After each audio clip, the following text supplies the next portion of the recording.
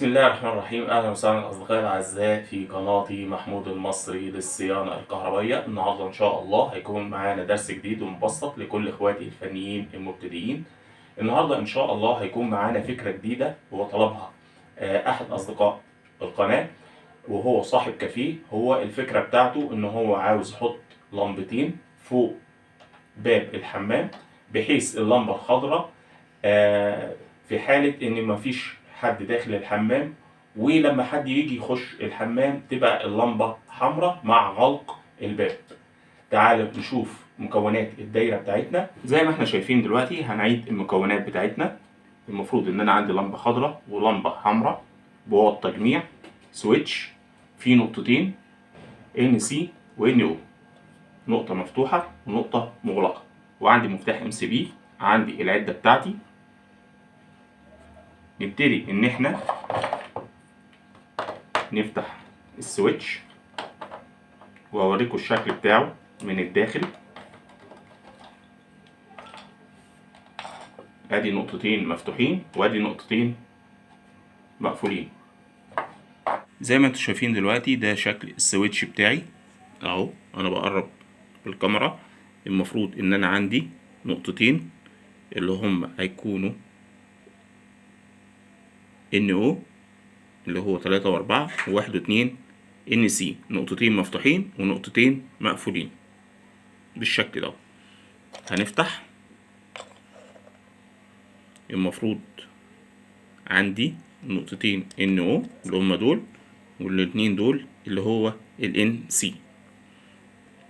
زي ما انتوا شايفين الشكل بتاعه من الداخل. تيجي نجرب بالافو ونشوف النقطتين بتوعي هتحكم فيهم ازاي. المفروض دلوقتي الفكرة بتاعتي ان انا لما يكون عندي باب الحمام اللمبة خضراء، المفروض هنا هنوصل على النقطتين دول، وهنا لما يكون اللمبة حمراء هنوصل على النقطتين دول. يلا ونشوف الخطوات هتكون عاملة ازاي. اول حاجة زي ما انتوا شايفين دلوقتي انا عندي كل لمبتين فيها فردتين سلك، واحدة حمراء وواحدة زرقاء.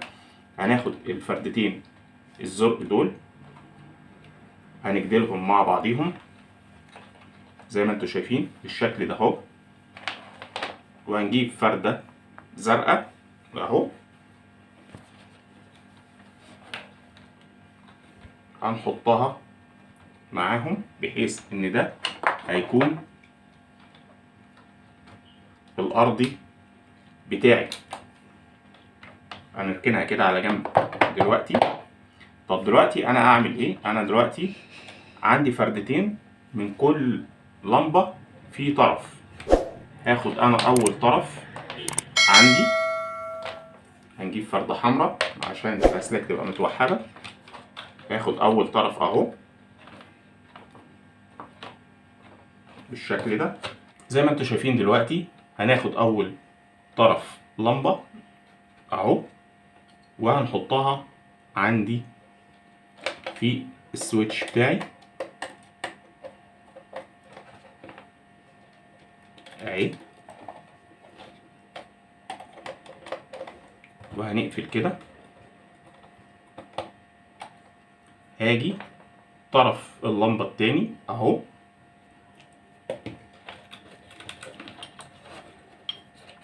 زي ما انتوا شايفين اهو،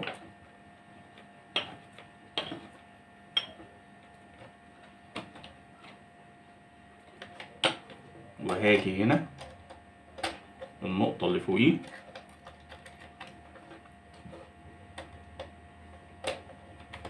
هنقفل كده.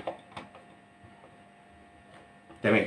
طب دلوقتي النقطتين دول هنعمل ايه فيهم؟ هقول لك دلوقتي. هنجيب بريدج صغير اهو، بريدج اهو، هوصله بين النقطتين دول اهو كده،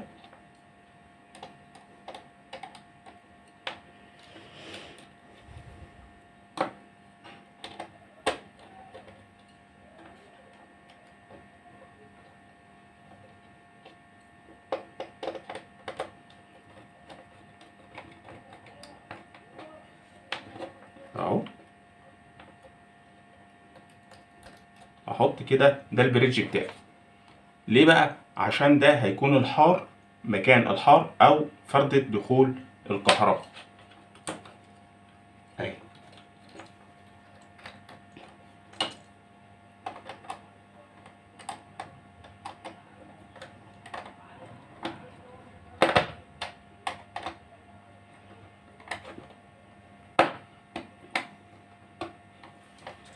دي الفردة دي كده اهوت المفروض ان هي اهي هتخش عندي على طرف.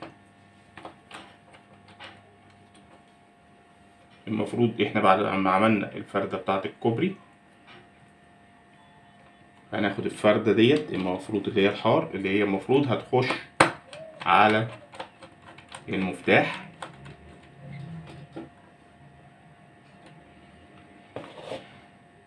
تمام كده. وهناخد الطرف ده اللي هيخش عندي على التغذية.